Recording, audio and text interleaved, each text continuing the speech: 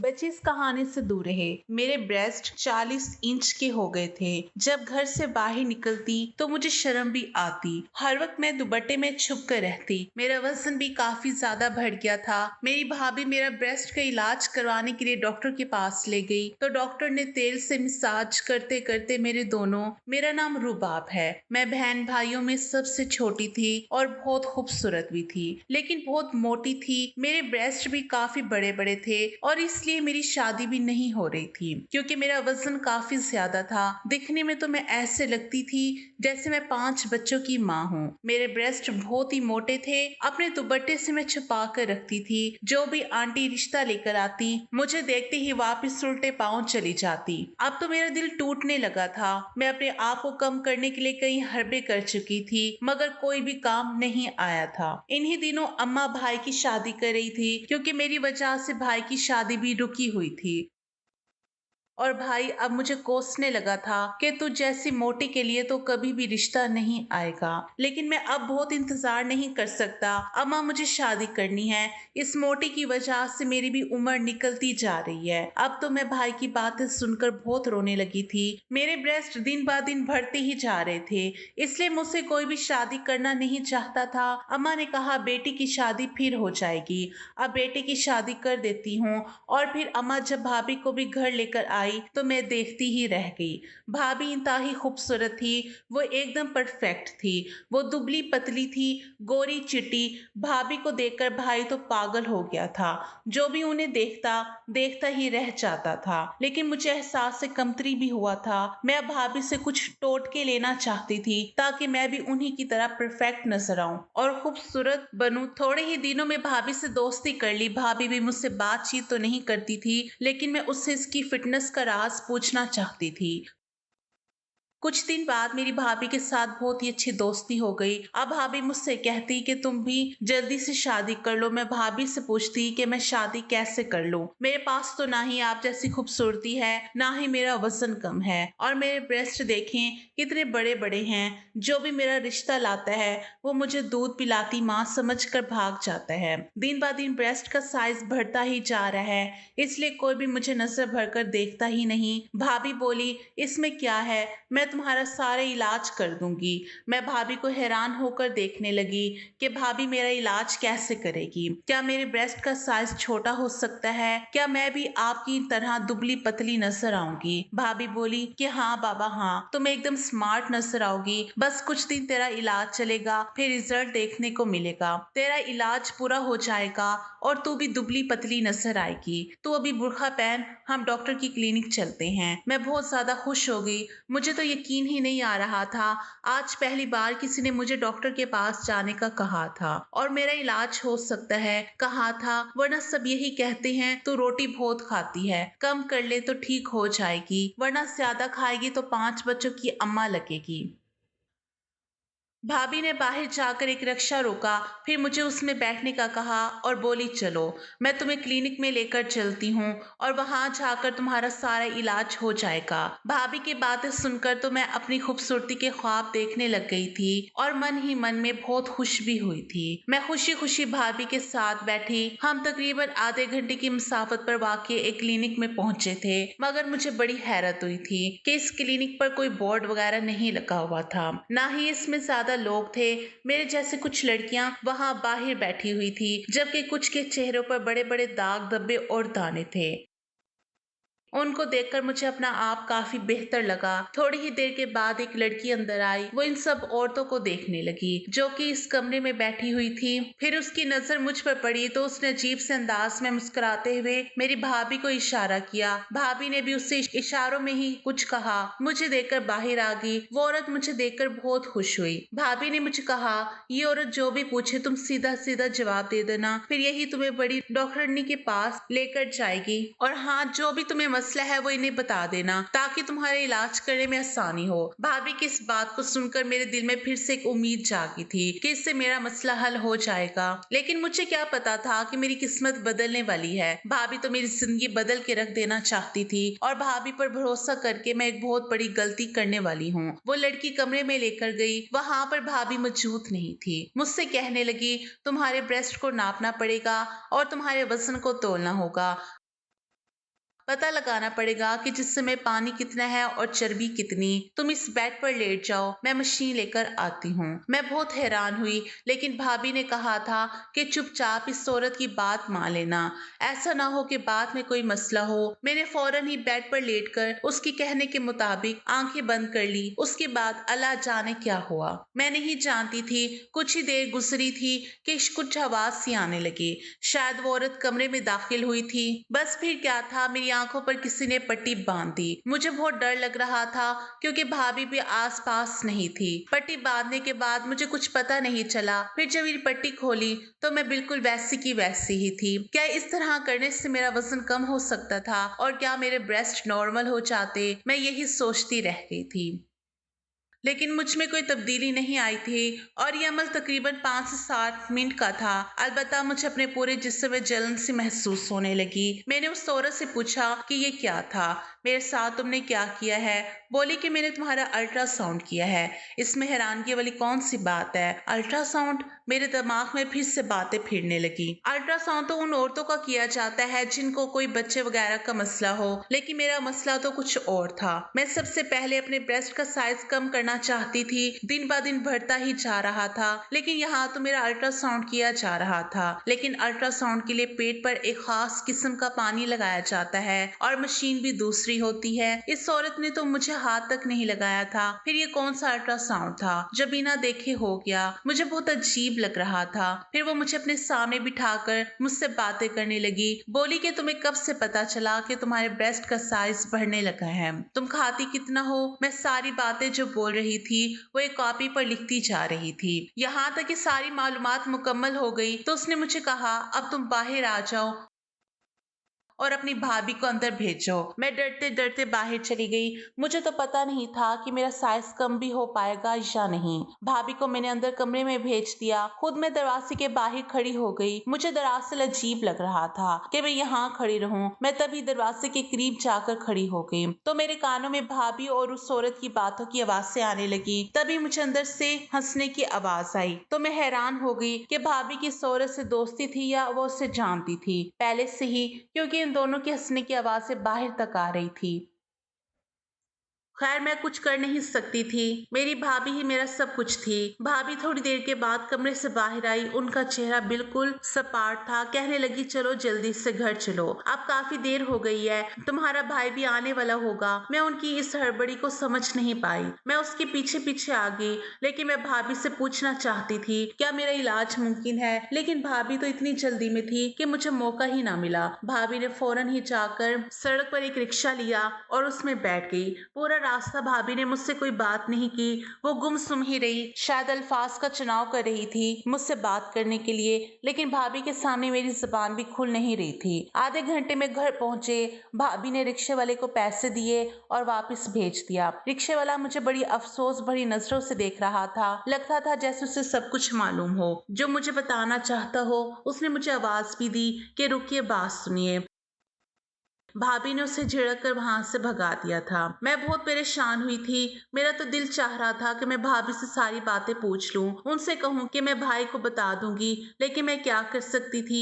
मेरा वजन बहुत ज्यादा था और साइज भी बहुत बड़ा था और उसके लिए भाभी ने ही मेरा इलाज करवाना था। जैसे ही हम घर में दाखिल हुए, भाभी मुझसे बात करने के बजाय अपने कमरे में चली गई। मैं भी उनके पीछे पीछे गई कि शायद वो मुझे मेरे इलाज के बारे में कुछ बताएगी, मगर उन्होंने फौरन से दरवाजा बंद कर लिया और मैं बाहर की तरफ खड़ी देखने लगी। काफी देर तक भाभी का इंतजार किया, मगर वो कमरे से बाहर नहीं निकली। मैं इस तरह मुख्तलिफ ख्यालात सोचती अपने कमरे में आ गई। तभी अम्मी ने मुझे बुलाया, कहा कि भाभी तुमको बुला रही है। मैं बाहर गई तो भाभी बहुत खुश लग रही थी। गले लगकर बोली, तू मेरी सबसे अच्छी बहन हो, मैं आज बहुत खुश हूँ, तेरा इलाज तो हो ही जाएगा। भाभी के चेहरे से खुशी के रंग झलक रहे थे। उन्होंने मुझे अपने पर्स से 2000 रुपए निकाल कर दिए और बोली, जो भी दिल करे मेरी तरफ से खा लेना। मैं परेशान होकर बोली, भाभी तुम मुझे मेरे इलाज के लिए लेकर गई थी और अब खाने के लिए मजीद पैसे दे रही हो, ये क्या बात हुई?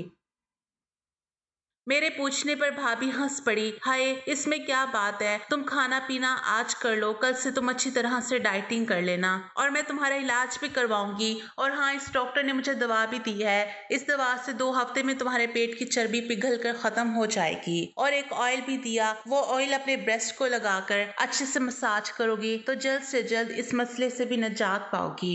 भाभी की ये बात सुनकर मैं बहुत खुश हुई। अच्छा, क्या वाकई मुझे तो लगा था कि इसने कोई खतरे वाली बात की है, या यही शायद मैं ला इलाज हूँ, मेरा कोई इलाज नहीं हो सकता। मेरी बात पर भाभी हंस पड़ी और फिर बड़ी ही शैतानी मुस्कुराहट चेहरे पर सजा कर बोली, तुम्हारा इलाज है मेरी जान, बस तुम्हें थोड़ा सा सब्र करने की जरूरत है। भाभी के ऐसे तासुरात देकर मुझे घबराहट महसूस हो रही थी, मगर फिर खामोश हो गई। हमें पता ही नहीं चला कब मेरा बड़ा भाई भी घर आ गया।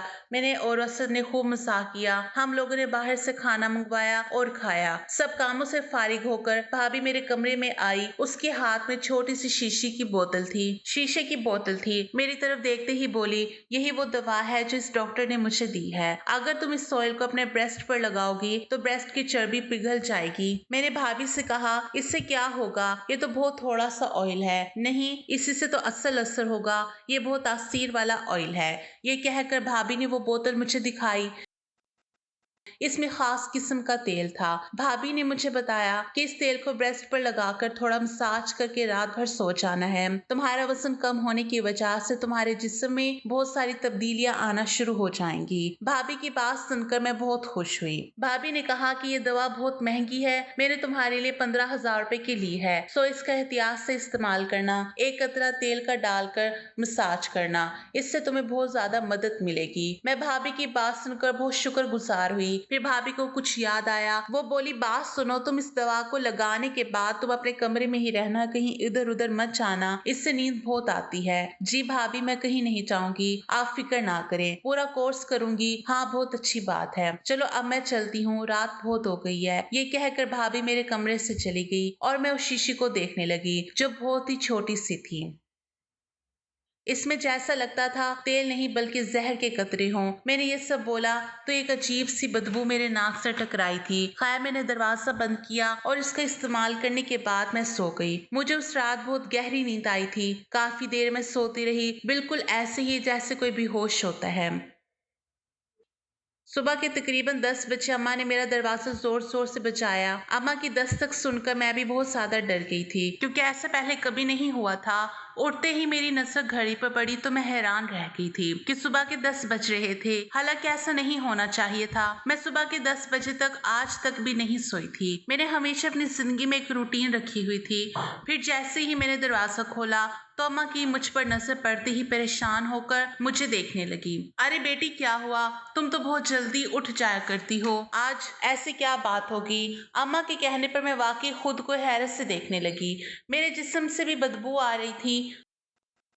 मुझे लगा जैसे मैं किसी कीचड़ भरे बाजार में सोई हुई हूँ, क्योंकि मेरे कपड़ों से भी अजीब किस्म की बदबू आ रही थी। वो तो शुक्र है कि अम्मा ने इस बदबू को महसूस नहीं किया। मैं नाश्ते पर जाने से पहले नहाने के लिए अपने कमरे में चली गई। नहा धोकर बाहर निकली, अपना तरोताजा महसूस हुआ। इस तरह सोने से मेरे कपड़े पहले कभी बदबूदार नहीं हुए थे, लेकिन आज तो एक अजीब ही मामला मेरे साथ पेश आ रहा था, जिसका सर पैर मुझे नजर न आ रहा था। थोड़ी ही देर बाद मैं नाश्ते पर गई। भाभी मेरे साथ थी। मुझे देख देख कर भाभी बहुत खुश हो रही थी। बोली कि रात को नींद कैसी आई। मैं भाभी को ये भी नहीं कह सकती थी कि मुझे बहुत ज्यादा नींद आई है, बल्कि नशे वाली नींद आई, क्योंकि अम्मा भी साथ बैठी थी और हो सकता था कि अम्मा मुझे इस बात पर भी डांटे कि तुम भाभी के साथ अकेली क्लिनिक में क्यों गई थी। यूं मैं चुप रही। थोड़ी देर बाद भाभी ने खुद ही मुझे अपने कमरे में आने का इशारा किया। मैं जैसे ही उनके कमरे में गई तो वो बहुत खुश थी। बोली कि देखो बहन, वजन एकदम कम नहीं होता,